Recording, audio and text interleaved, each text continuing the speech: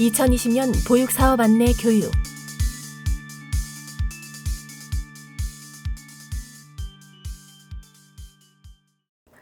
(2020년도) 보육사업 안내 교육을 시작하도록 하겠습니다. 진행 순서는 다음과 같습니다. 일단 보육지원체계 개편과 관련하여 전반적인 내용을 제가 설명을 드리고, 이후에는 각 담당자분들이 지침에 어떻게 반영이 되었는지를 설명을 드릴 예정입니다. 우선 보육지원체계 개편입니다. 개편의 기본 방향은 현재 어린이집 운영이 12시간을 기준으로 운영을 하고 있고, 아이들에 대한 비용 지원은 종일반과 맞춤반으로 지원이 되면서 그 아이들이 한 반에서 보육을 받게 됩니다. 그리고 교사분들은 12시간 운영을 채우기 위해서 탄력 근무라든지 당직이라든지 해서 12시간 근무를 하고 계시고요. 그러다 보니까 아이가 많이 있지 않는 시간대에는 이제 보육이 좀 불안정할 수 있었고, 교사분들은 이제 보육 시간만으로도 사실 과도한 근무를 하고 계셨고, 그리고 비용 보상이 좀 불충분한, 장시간 보육에 대한 비용 보상이 불충분한 어려움이 있었습니다. 그래서 보육지원체계 개편을 시행을 했고, 일단 16시를 기준으로 16시 이전은 현재와 동일하게 운영을 하시면 되지만 16시부터 운영 과정을 한번 구분을 해서 연장보육으로 반을 새로 편성해서 운영을 하시게 되고, 거기에 별도 교사가 배치될 예정입니다. 그리고 비용은 기본보육과 17시 이후에는 추가적인 시간당 보육료를 지원할 예정입니다. 그렇게 해서 개편의 기본 방향은 일단 연장반 전담교사 배치로 아동이 보다 정서적 안정감을 갖고 보육을 받을 수 있게 하고, 교사분들은 과도한 업무 부담을 경감시켜서 처우를 좀 개선을 하고자 하는 목표가 있습니다. 그리고 어린이집은 장시간 보육에 대한 비용 지원을 받게 되면서 운영 부담이 완화가 되고, 부모님들은 부담 없이 장시간 보육이 필요한 만큼 보육을 이용하실 수 있게 될 것입니다. 관련된 PPT가 있어서 좀 넘어가도록 하겠습니다. 기본보육시간 운영부터 설명을 다시 드리면, 일단 현재와 기본보육시간은 모든 게 동일하다라고 이해를 해주시면 될 것 같습니다. 기본보육시간이 9시부터 16시까지로 저희가 표현을 하고는 있는데, 9시 이전은 아이들이 순차적으로 등원을 하는 시간으로 기본보육에 대한 보육료 지원에는 포함이 되어 있고, 교사분들의 휴게 시간이라든지 근무 여건, 출근 시간 지금이랑 동일하게 하시면 되고, 또 대상 아동은 이제 어린이집을 이용하는 모든 아이들이 일단 기본 보육에 대한 제공을 받을 수 있게 됩니다. 보육교사분들은 저희가 9시부터 16시까지를 기본보육으로 설정을 하면서, 물론 탄력적으로 30분 조정이 가능하지만 9시부터 16시면은 7시간의 대면 보육을 정기적으로 제공을 하시게 됩니다. 7시간 대면 보육 이후에 휴게 시간과 행정 업무 시간 1시간, 이렇게 하면은 9시간 근무 시간이 채워지거든요. 그래서 기본 보육 시간을 이렇게 설정을 했고, 하지만 불가피하게 16시 이후에 통합 보육이 필요하다거나 아니면 아침에 당직이 필요하다거나 하는 등에는 교사분들이 추가적인 업무를 하실 수밖에 없기는 합니다. 이렇게 기본 보육 시간의 보육료는 일단 PPT를 보시면 17시까지로 산정이 돼서 지원이 될 예정입니다. 거기에는 인건비가 교사분들이 기본적으로 8시간 근무에 1시간 휴게를 하시고, 거기에 초과 근무를 월 평균 15시간 정도 하시는 걸로 저희가 알고 있는데, 그래서 8시간 반 정도에 해당하는 근무 시간에 대한 인건비와, 그리고 급간식비 현재와 동일하게 식사 1번, 간식 2번, 그리고 시설 설비비는 연간 감가상각 비용이라든지 이렇게 반영이 되어 있는 부분이고요. 다만 기본보육시간 도입으로 관리 운영비와 교재교구비 중 소모품 비용이 일부 이제 차감이 됐다, 이렇게 이해를 해주시면 될 것 같습니다. 그리고 5시 이후에는 교재교구비 중 소모품 그리고 관리 운영비가 시간당 보육료로 지원이 되게 됩니다. 2020년 기본보육 시간에 해당하는 보육료입니다. 보육료 지원 단가는 19년에 종일반 보육료 대비 3.3%가 인상된 보육료가 기본보육에 해당하는 보육료로 산정이 되었습니다. 일단 현장에서 많이 이제 요구를 하셨던 맞춤형 보육료가 일단은 폐지가 돼서 종일반 보육료 수준으로 올라갔고, 거기에 이제 최저임금 상승률, 물가 상승률, 급간식 재료비 상승률 등을 고려해서 3.3% 인상을 시켰고요. 저희가 19년 대비 7.9% 인상되었다라고 표현을 하는데, 이거는 종일반 대비 3.5%, 맞춤반 대비 18.5%가 인상이 되어서 그 아이들의 비중에 따라서 가중 평균을 해서 7.9%가 인상되었다고 표현을 합니다. 여기까지 기본보육 시간과 관련된 말씀이었고요. 기본보육은 지금이랑 동일하게 운영을 하시면 된다. 다만 이제 16시를 기준으로 한번 과정이 끊긴다. 이렇게 이해를 해주시면 될 것 같고, 그럼 16시 이후에 연장보육과 관련된 말씀을 드리겠습니다. 연장보육 시간은 16시부터 17시 30분까지이고요. 16시부터 모든 반을 연장보육반으로 구성을 해야 하느냐. 사실 현장에서는 연장반 아동 수가 뭐 영아반 1명, 유아반 1명 이렇게 굉장히 적을 수도 있고, 이런 경우는 현행과 똑같이 통합보육으로도 운영을 할 수가 있게 됩니다. 근데 일단 기본적으로는 연장보육을 반을 구성을 해서 전담교사를 배치하고, 이 모형이 기본 모형이고, 이게 저희 개편안의 취지를 살릴 수 있는 모형이고요. 설명을 드리면, 일단 연장보육 아동은 영희세 같은 경우는 현재와 같은 자격 증빙이 일단 필요합니다. 그리고 3호세는 어린이집으로 직접 신청을 하시면 되는데, 영희세 아동에 대해서 그럼 지금 종일반 자격이 있는 아동은 별도의 신청을 또 해야 하느냐? 그거는 아니고, 일단 기존 종일반 자격이 있는 아동은 연장보육반 자격으로 일괄 행복이음에서 전환을 할 예정이고요. 또 그러면 정말 이제 장시간 보육이 필요하거나 아니면 오후 때, 저녁 때 보육이 필요했지만 종일반 자격을 획득하지 못했던 아동들에 대해서는 이번에 종일반 자격 기준을 상당히 완화해서 개선이 같이 들어갈 예정입니다. 자세한 내용을 보시면 뒤에 담당자분이 추가로 설명을 해드리겠지만, 일단 취업 기준에 예술인 자격을 신설을 했고, 연장보육 시간 16시 이후에 근무하는 이제 소위 말해서 이제 알바를 하시거나 부모님이 그래서 증빙이 어려웠다, 풀 근무가 아니다 하는 분들도 연장보육을 이용을 할 수 있게 했고, 기존의 기타 사유 입증 방법이 자기기술서였다면 이번에는 연장보육 신청서로 주관식이 아니라 객관식으로 체크만 하시게끔 저희가 완화를 했습니다. 그리고 민간 학원을 이용하는 경우나 공무원 공공기관 민간기업의 임용시험 또는 자격기준법에 따른 국가자격시험의 접수증을 제출하는 경우에도 연장보육 자격을 인정해 드릴 예정이고요. 학업과 관련해서 방통대나 사이버대학 재학 시도 인정을 해드리고, 학위과정 논문 작성 기간을 1년 연 1회 인정을 해드릴 예정입니다. 이렇게 많은 이제 자격 완화가 있었고, 그것과 관련해서 이제 현장 확인을 했던 사안들이 있습니다. 뭐 4대 보험을 미가입한 경우에는 현장 확인을 다니게끔 했었는데, 이거는 1년 후 재증빙하게 해서 현장 확인을 폐지했고, 농업인 그리고 무급가족 종사자 모두 현장 확인을 하는 과정을 폐지할 예정입니다. 이렇게 일단 영희세는 자격 증빙이 필요하기는 하지만 3호세는 어린이집에서 신청을 받으시면 됩니다. 다시 주민센터로 간다거나 뭐 복지로에 가서 뭐 어떤 신청을 한다거나 하는 절차는 없고, 다만 이제 원장님과 상담을 하는 과정이 하나 필요할 텐데요.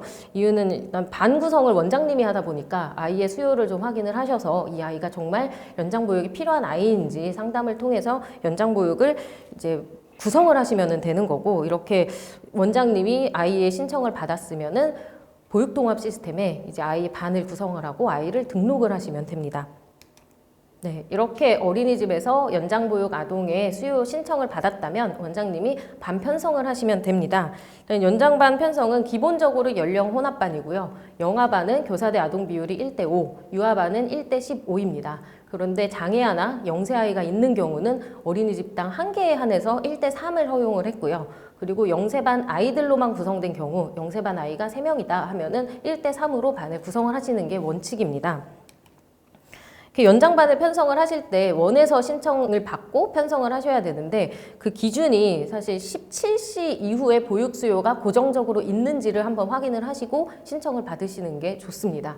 이거는 강제사항은 아닌데, 일단 연장반을 편성을 하면은 반을 편성하고 교사를 배치를 해야 되는데, 예를 들어서 불안한 마음에 언제 한번 늦을지 몰라서 부모님이 연장반을 신청을 하시게 되면은 교사 배치라든지 반 구성을 해놓고 아이가 이용을 하지 않는 어려움이 있게 됩니다. 그래서 17시 이후에 좀 고정적으로 연장보육을 할 아이들이 신청을 하게끔 저희가 안내를 해드리고 있는 상황이고요.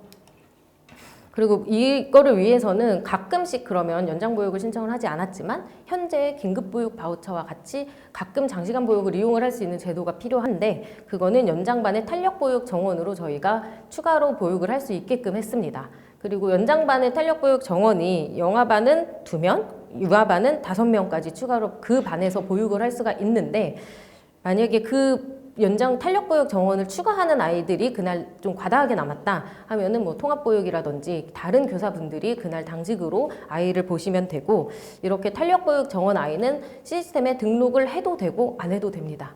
그러니까 영아반은 2명까지, 유아반은 5명까지 시스템에 등록이 가능하게끔은 되어 있는데 뭐 어차피 전자출결 시스템이 설치가 될 거기 때문에 전자출결 시스템으로 아동의 하원 시각이 기록이 되면 그날 아이가 탄력 보육으로 연장 보육을 이용했다라는 게 증빙이 되기 때문에 굳이 등록은 하지 않아도 되고요.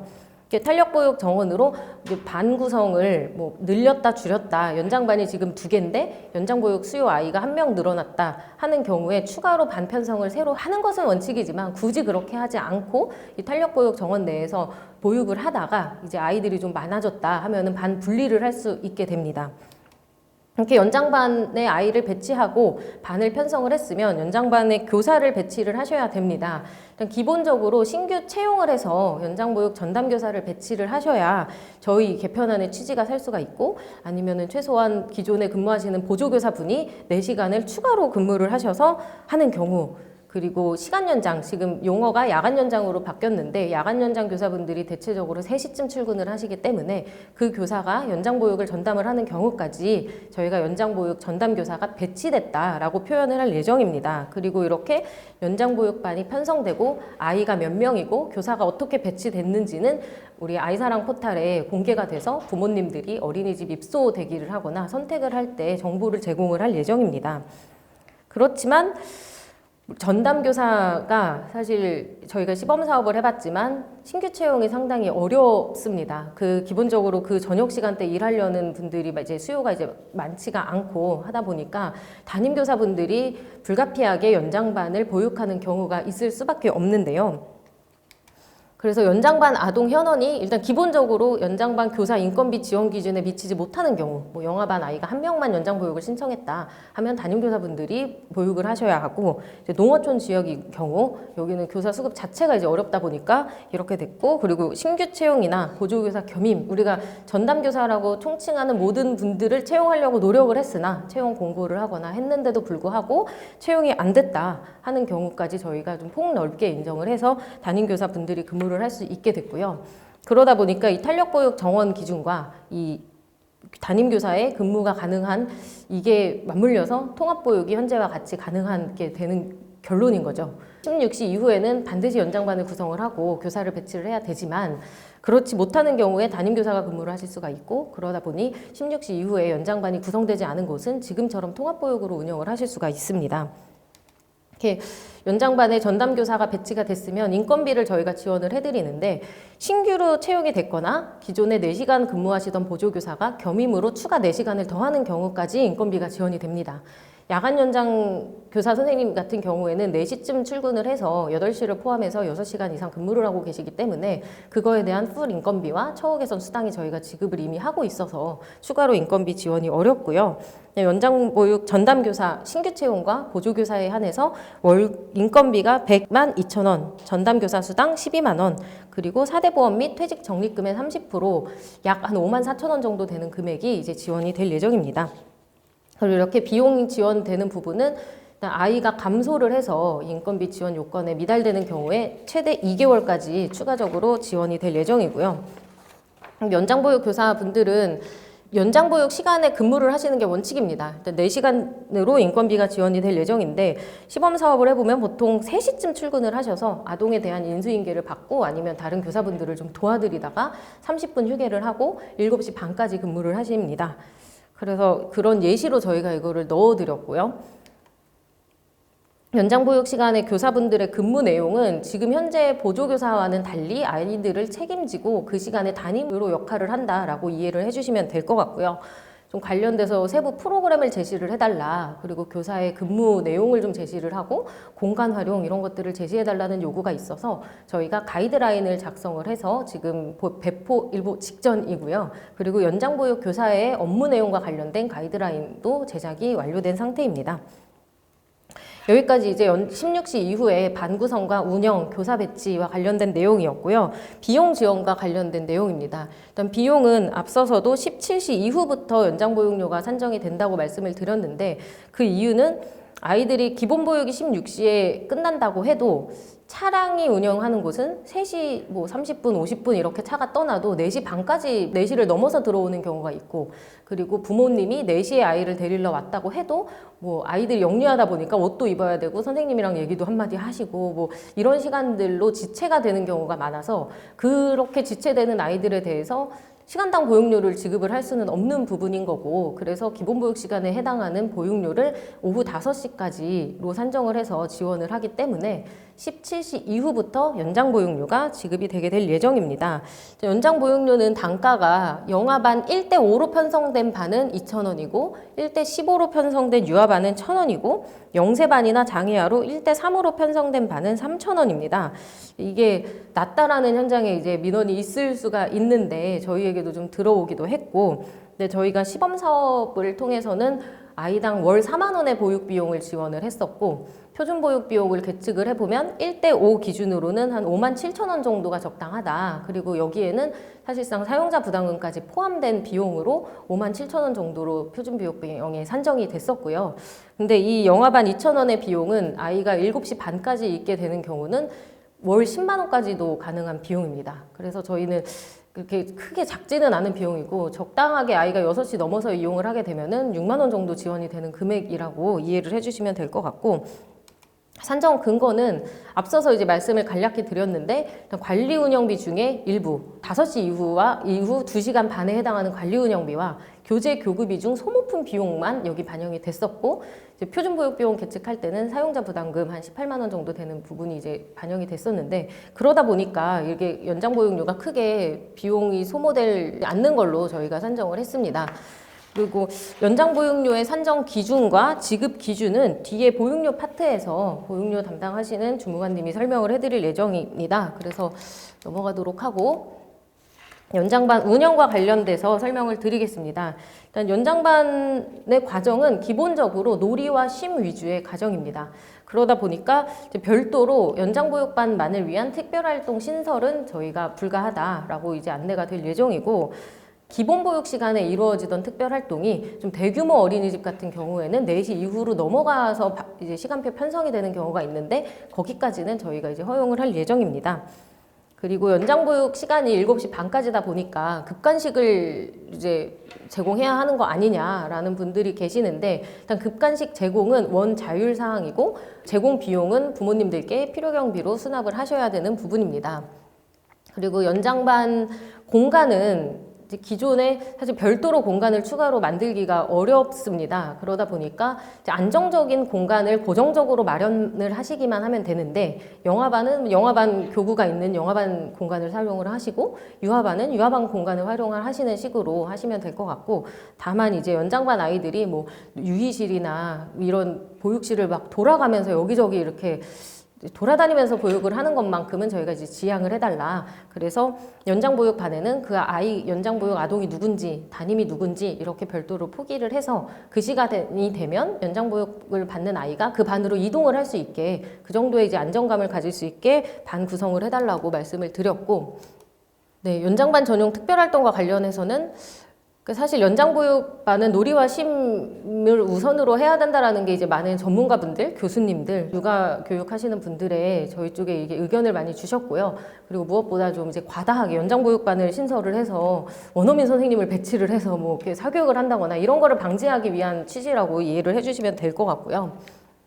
그리고 현장을 다니다 보면 이제 하원 아이들이 학원에 갔다가 재등원하는 경우들이 좀 있었습니다. 근데 이것과 관련해서 이제 학원을 보내지 않는 부모들의 이제 뭐 민원도 상당했고, 또 이 아이들이 학원을 왔다 갔다 하는 상황에서의 안전 문제가 사실 굉장히 심각한 걸로 저희가 파악을 했고, 그래서 연장보육 시간에 대해서는, 그리고 기본보육과 마찬가지로 학원에 갔다가 재등원하는 것을 이제 금지하는 지침이 들어갔습니다.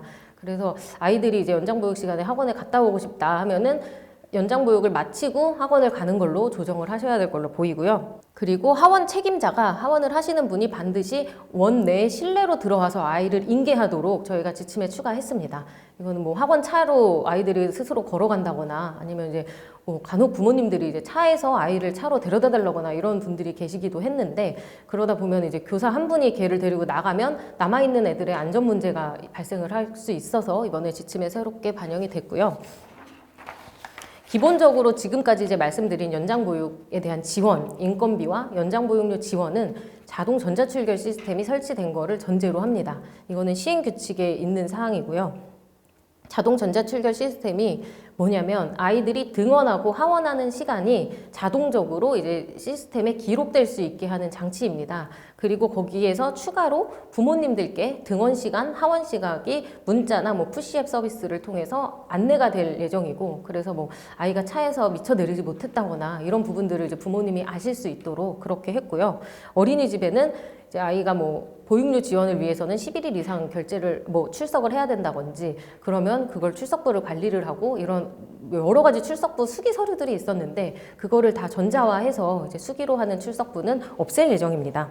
전자출결 시스템을 설치와 관련돼서는 20년도 올해 한 해에 대해서 설치비 30만 원, 그리고 부모에 대한 이제 인식장치, 태그나 뭐 비콘이나 이런 인식장치 비용이 5천 원 올해 한해서 지원이 될 예정이고, 그럼 아이가 태그를 안 가져왔다거나 하는 경우는 어떻게 하냐라는 질문들이 좀 많이 있었는데, 그런 경우엔 전자출결 시스템에 수기로 입력을 하고 왜 안 가져왔는지 아니면 왜 수기로 입력을 했는지만 간단하게 입력하는 형식으로 할 예정입니다.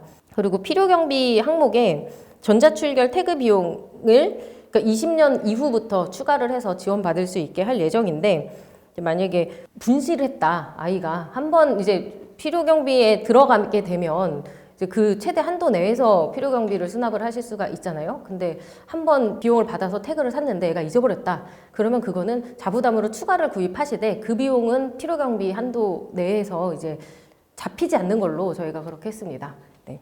그리고 전자출결 시스템 관련된 목적과 효과고요. 지금 2월 달에 사실상 이 전자출결 시스템을 설치를 하시는 게 어린이집에서 가장 시급한 일이 아닌가 싶습니다.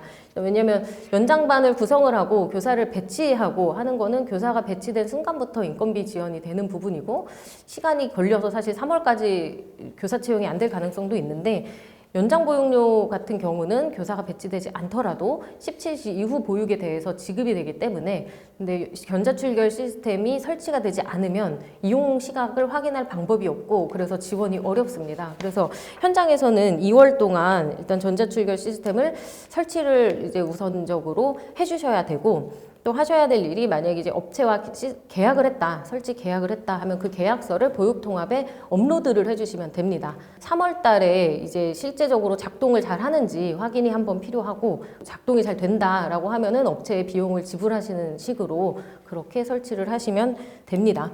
그리고 여기 내용에 이제 연장보육반 자격 기준이 추가로 여기 PPT에는 들어있는데, 관련돼서는 이제 자격 기준 관련된 담당자가 추후에 지침 교육에서 추가로 교육할 예정입니다. 이상으로 보육지원 체계 개편에 대해서 알아보았습니다. 감사합니다.